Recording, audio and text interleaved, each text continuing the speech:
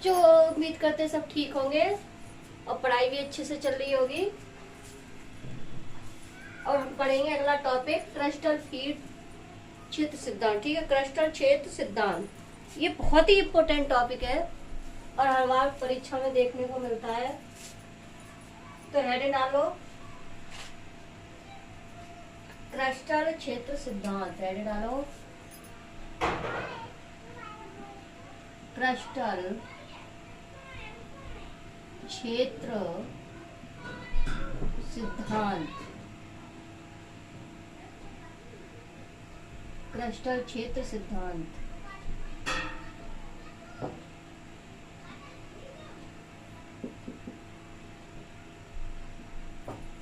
Cluster क्षेत्र सिद्धांत तो ये किसने दिया था, किस वैज्ञानिक ने दिया था, ये सारा कुछ हम से पढ़ेंगे। तो लिखो सबसे पहले यह सिद्धांत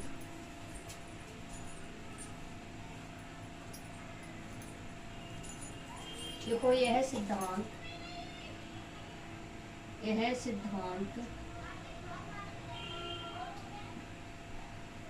सिद्धांत एच बैठे ने एच बैठे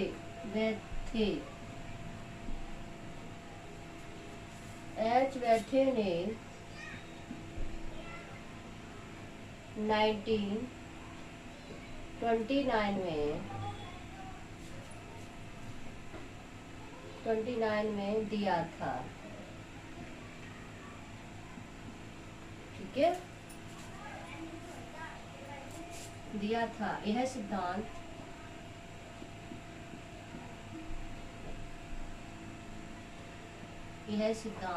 ठीक है।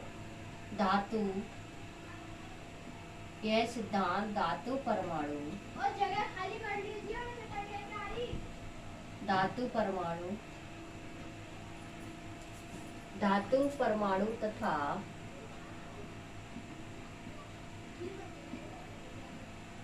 लेगेंडो के बीच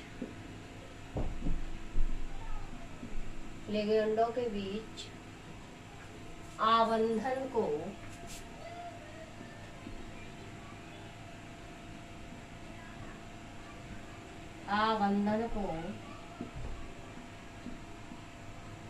समझाने के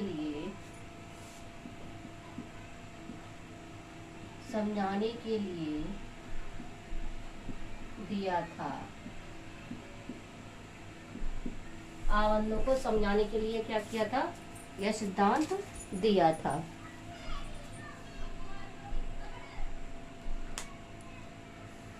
तो ये आगे कैसे कैसे था। ठीक है, इसमें क्या था, इसमें जो डी कक्षक होते हैं जो दो भागों में विभाजित हो जाते हैं यानी बट जाते हैं।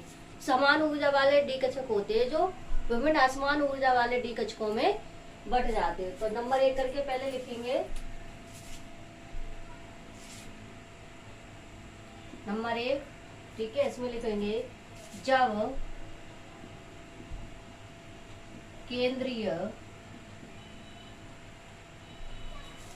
केंद्रीय धातु परमाणु लिगेंड के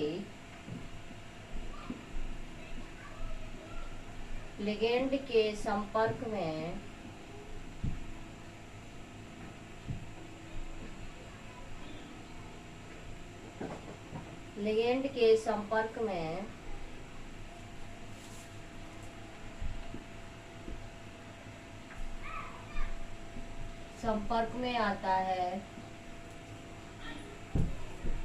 तो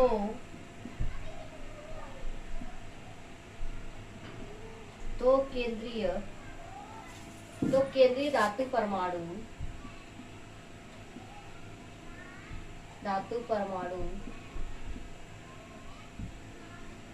ठीक है, क्या होता है, केंद्रीय धातु परमाणु समान ऊर्जा वाले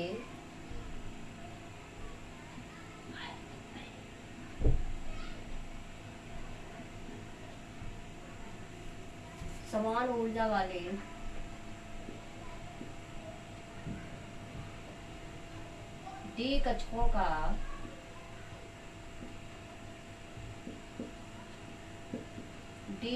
का विपाटन हो जाता है। विपाटन मतलब कट जाता है।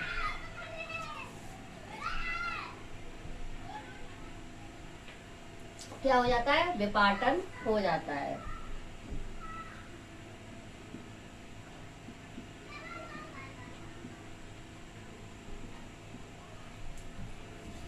ठीक है, विपाटन हो जाता है। यह असमान ऊर्जा वाले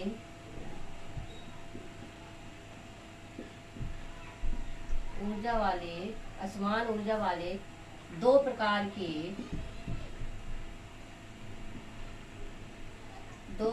के कक्षकों का निर्माण होता है। कक्षकों का निर्माण होता है।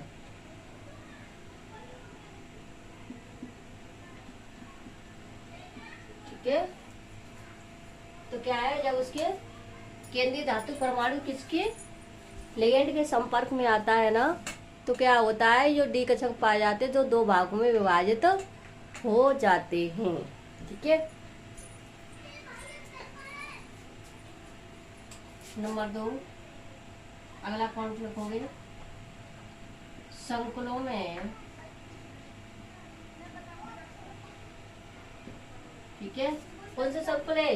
Coordinate compound. ठीक है, संकुलों में कक्षकों का यह विपाटन,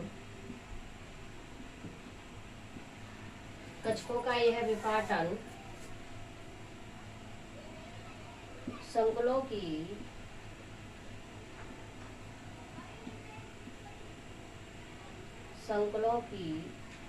ज्यामिति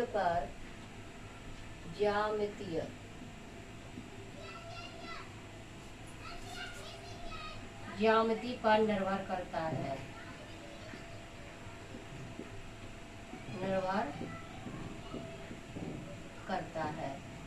संकुलों का जो विपाटन होता है, जो बंटना होता है, वो किस पे? उसके जो संकुल होते हैं ना, उसकी ज्यामिति पर निर्भर करता है। ठीक है, आगे अगला नंबर लिखोगे, थर्ड नंबर देखो,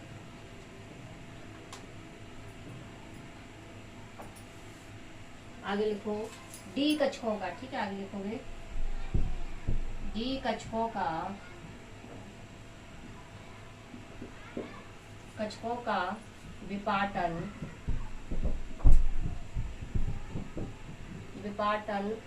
जिन दो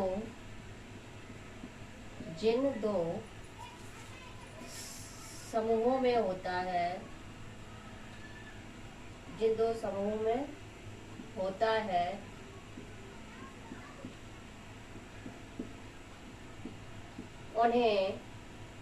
उन्हें क्या कहते हैं हम?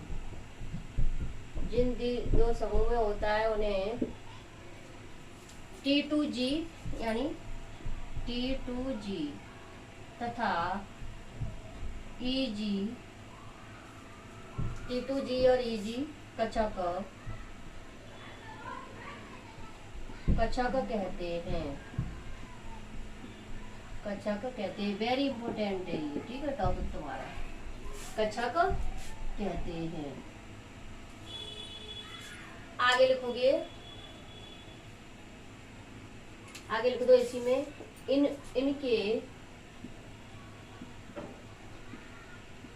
इनके बीच का ऊर्जा अंतर, इनके बीच का जो ऊर्जा अंतर होता है वो कितना होता है? 10 DQ होता है। 10 DQ होता है। ठीक है, 10 DQ होता है। इसे क्रिस्टल क्षेत्र विपाटन विपाटन ऊर्जा कहते हैं, विपाटन ऊर्जा कहते हैं। और जल्दी से ये नोट करो, फिर हम आगे करें। जल्दी से नोट करो ये।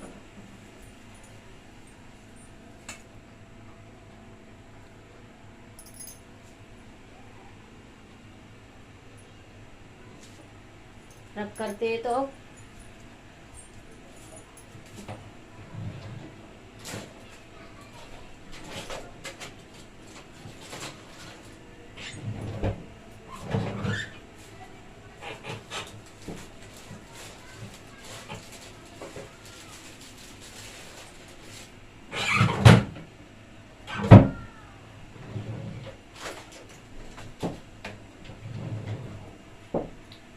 इसे रब करते हैं।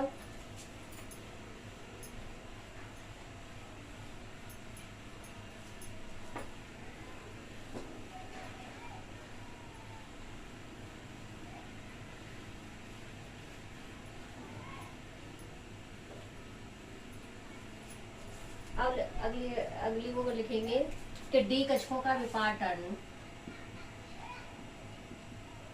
डी कक्षकों का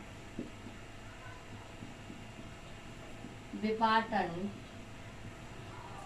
दो प्रकार से होता है, दो प्रकार से होता है। ठीक है। नंबर 1 अष्टफलकीय,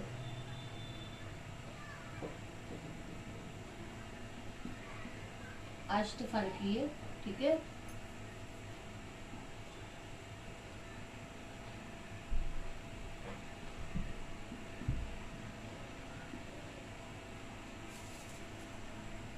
अष्टफलकीय क्रिस्टल क्षेत्र सिद्धांत विपाटन, अष्टफलकीय संकुलों में ऐसे लिख लो, संकुलों में क्रिस्टल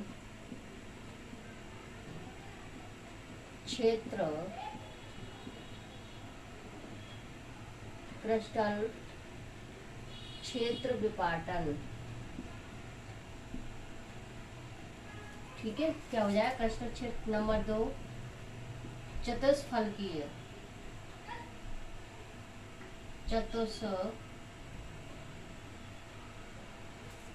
दूसरा कौन सा होगा हमारा?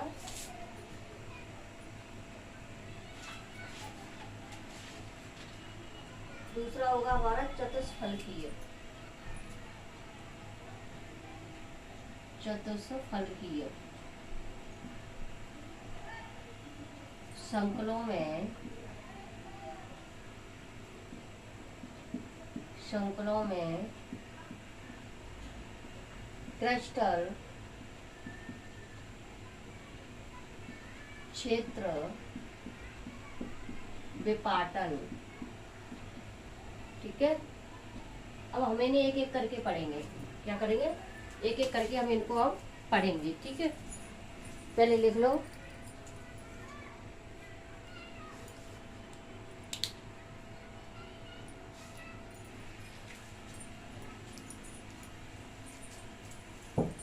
पहले लिख लो, फिर हम एक एक करके पढ़ते हैं इनको।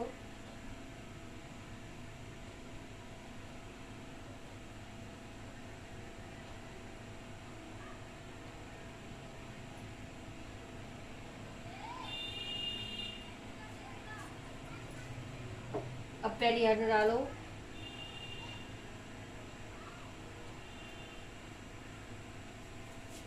हम पहले पढ़ेंगे पहला वाला, तो नीचे वाला हम रफ कर देते हैं।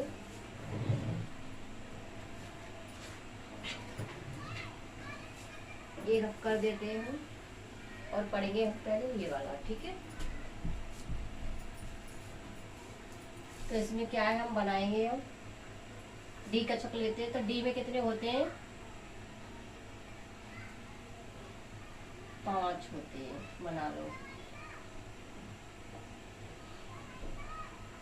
ये लिखेंगे समान ऊर्जा वाले,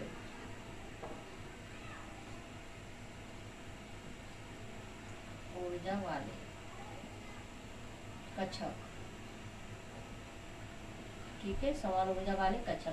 तो 1 3 5 5 में, ठीक है। अब ये होते कौन कौन से, ये हम देखेंगे। तो पहला होता है हमारा डी एक्स वाई, दूसरा d x z, d y z, ठीक है, डी वाई जेड। तीसरा होता है हमारा फिर डी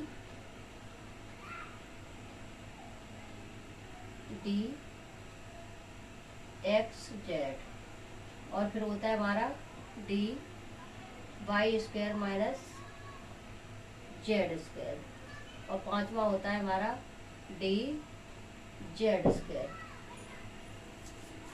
ठीक है। X square minus y square होता है, x square minus y square. तो ये हमारे डी कक्षक है। कौन से हैं? डी कक्षक, ठीक है। अब ये क्या करेंगे, ये दो भागों में बट जाता है।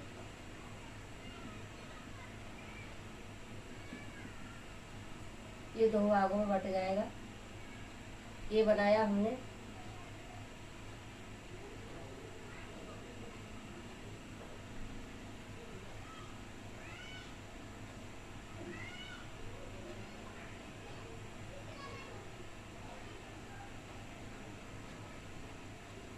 एक दो तीन, और ये किधर बटेगा? दो भागों में ऊपर, ठीक है। तो अब ये क्या होगा,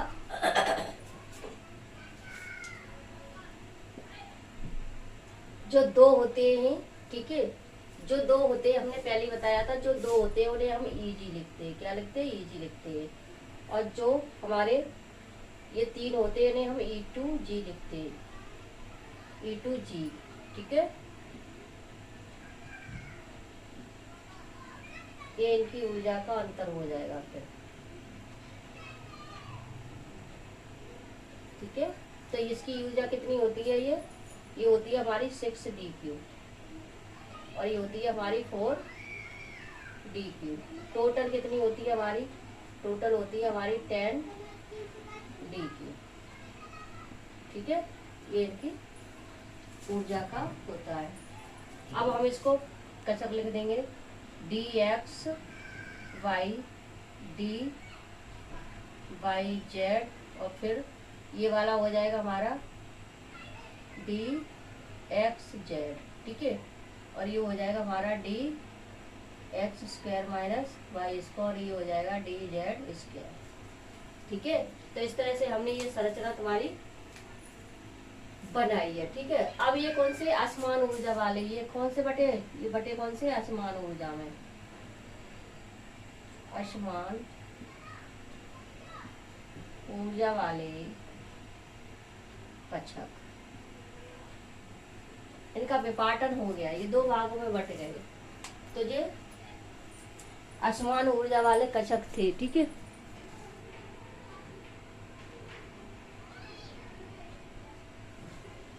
अब बनाएंगे हम इसका चित्र। तो वो बनेगा हमारा कुछ ऐसे, जैसे मान लो हमने मेटल कोई धातु लिया हो, हमने यहाँ मान लिया, और ये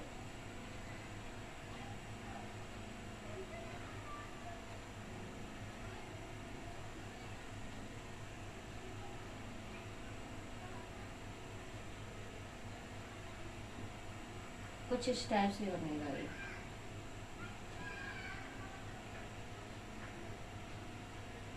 ठीक है। तो इस तरह से ये बनेगा इसका डायग्राम। इसे बोलेंगे हम अष्टफलकीय।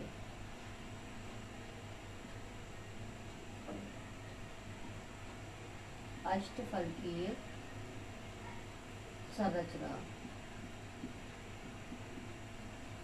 ठीक है। तो ये किसमें बन गई हमारी? ये बनी हमारी यानी अष्टफलकी में। अब हम किसमें पढ़ेंगे? चतुष्फलकी में। किसमें पढ़ेंगे?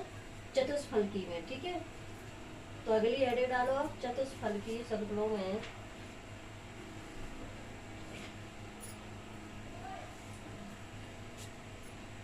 ये रब करते हैं।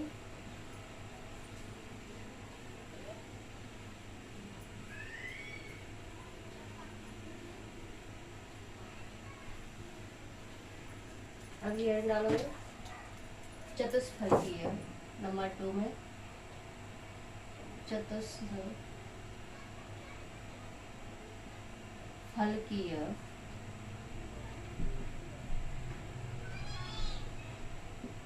संकुलों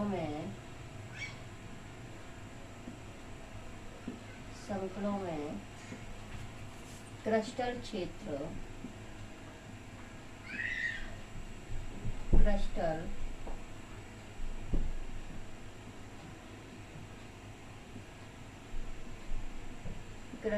क्षेत्र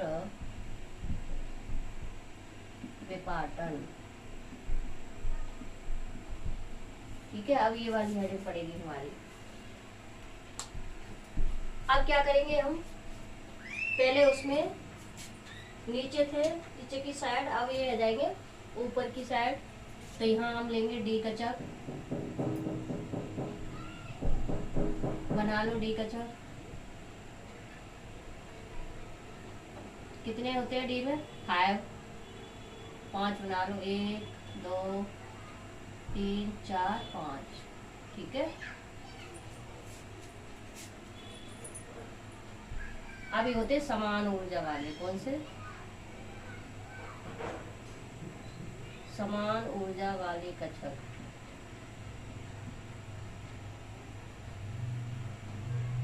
ठीक है, तो इसका हम नाम दे देंगे, ये हो जाएगा dxy, और ये हो जाएगा dyz, और ये हो जाएगा फिर dxz, और ये हो जाएगा फिर dx² माइनस y², ये हो जाएगा dz²। ठीक है, अब ये क्या हुआ, ये 2 भागों में बट गया। ठीक है, ये 2 भागों में बटा।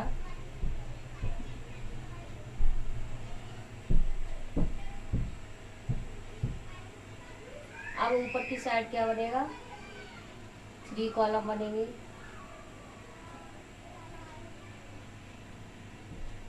और नीचे की साइड कितने? 2 कॉलम। ठीक है, ये 3 कॉलम।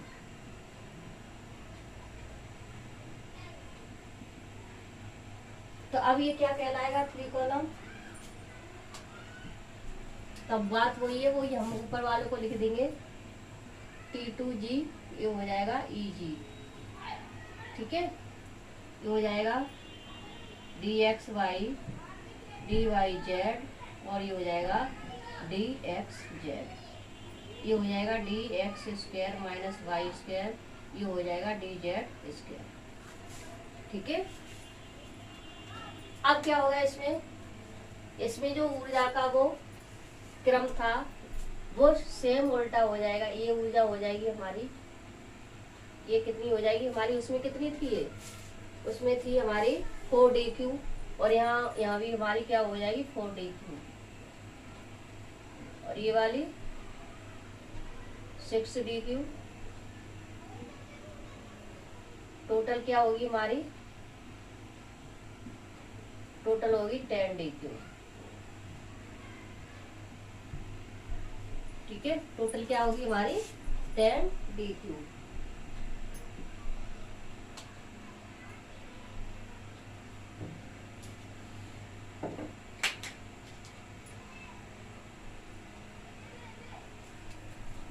ऊर्जा सॉरी। ठीक,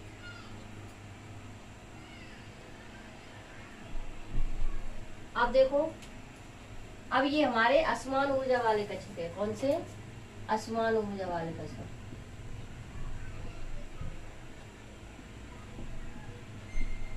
ऊर्जा वाले डी कक्षक, डी कक्षक। ठीक है, अब इसकी संरचना क्या बनेगी? इसकी संरचना कुछ इस टाइप से बनेगी।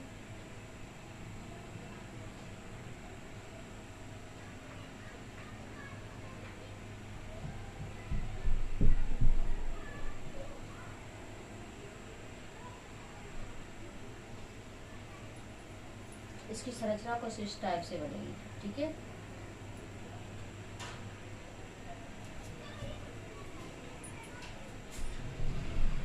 ये सीधे बना दें। तो इसकी संरचना फिर कुछ इस टाइप से बनेगी। तो ये होगी हमारी चतुष्फल की संरचना।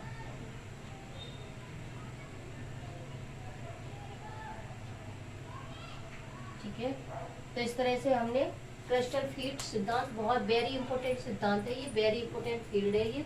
ठीक है, तो इसमें क्या करते हैं, सबसे पहले हम डी कचक लेते हैं। डी कचक को हम पहले d x square d y और डी एच से उसके से डिवाइड कर देते हैं, उसको डिवाइड करते हैं। तो फिर ये जब ये दो भागों में बंटता है, एक होते हैं टी टू जी और एक होता है ई जी। ठीक है, जब टी टू जी और ई जी क्या करते हैं, ये टी टू जी और ये ये ई जी।